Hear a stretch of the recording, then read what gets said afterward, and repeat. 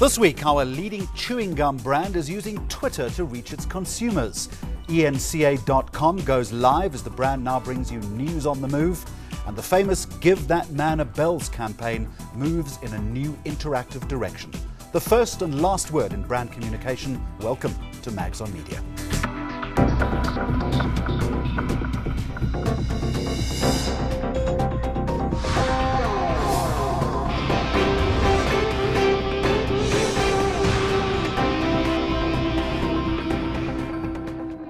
All right, we start this week with a high accolade in the public relations sphere, and the winner of the 2013 overall PRISM Gold Award is Ogilvy Public Relations Johannesburg for its Add Hope Journey of Hope campaign on behalf of KFC. Well, Lauren Turnbull is from KFC. She's with us, along with Joanna Oosthuizen from the agency. To both of you, welcome. And first of all, congratulations to the agency. As I say, it's a nice accolade. Lauren, to you first of all, though, what were you looking for in addition to your regular and plentiful above-the-line messaging? Something different, no doubt. So I think what we were looking for when we set out on the Journey of Hope campaign was looking for a fully integrated campaign. KFC does a lot of above-the-line work, and for us, the KFC Add Hope initiative and what we do around feeding hungry children with consumers 2 rands was really a story of hope that we wanted to tell. And I think, you know, if you're doing something above the line, it's only going to be on television. And for us, we wanted to make sure that as many people as possible could get involved with what we do with Add Hope. And therefore, we needed an integrative campaign where public relations, social media, above the line as well as below the line elements were included. So you got on the telephone to your public relations agency and you said, here's the challenge. Joanna, what did you do? How did you rise to this? How was it conceptualized? We worked very closely with the integrated team at Ogilvy, and the creative team, really, they came up with this idea. We realized that this was actually a PR-led campaign, and we saw how amazing this was going to be. Ultimately, whenever we come up with these creative campaigns, we need to ensure that we're aligned with exactly what the client's objectives are. And this initiative really gave us an opportunity to visit the various KFCs in the different regions, engage with consumers, and explain what adding hope really means. In your own words, then, how did the campaign work? Man on a bicycle, well-known man on a bicycle, what did he do? He went from town to town and he visited the stores and educated the staff on how and what to do with Add Hope.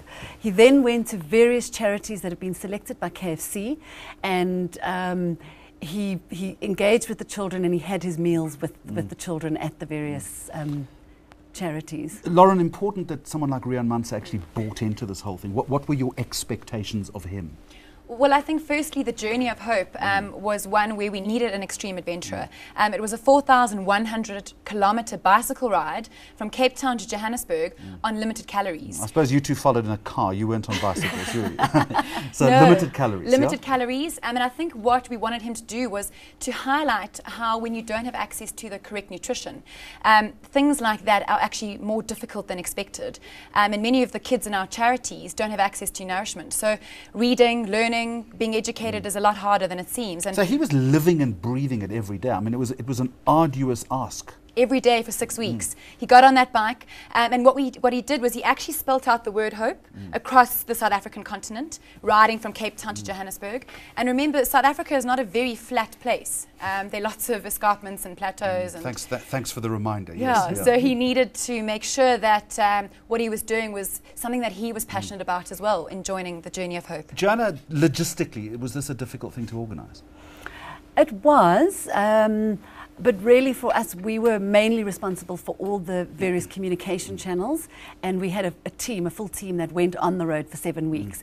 This is such a big issue in our country, and we want to bridge this gap. Ogilvy really does this as a pro bono. Lauren, was brand display critical in this mission, or was that secondary? I think brand display was very critical.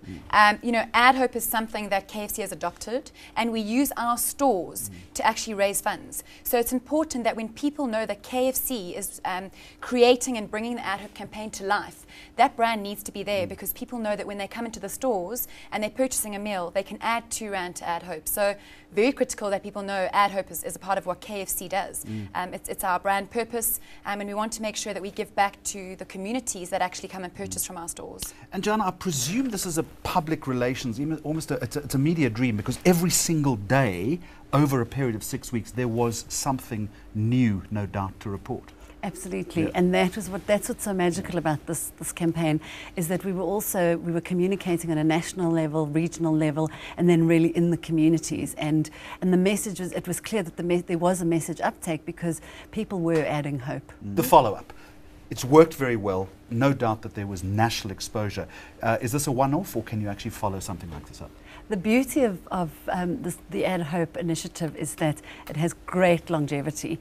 So the next phase of what we're going to be doing for KFC's Add Hope is extremely exciting, and watch the space. Yeah, and she's going to give you more money. You say that on television as well. I'll leave you two to argue that. Guys, thank you very much. Well done to you. If you have a view on the campaign, if you think it works or maybe it doesn't work, the conversation continues on our Facebook page on this address. And when Mags on Media continues, a big new news website as enca.com goes live.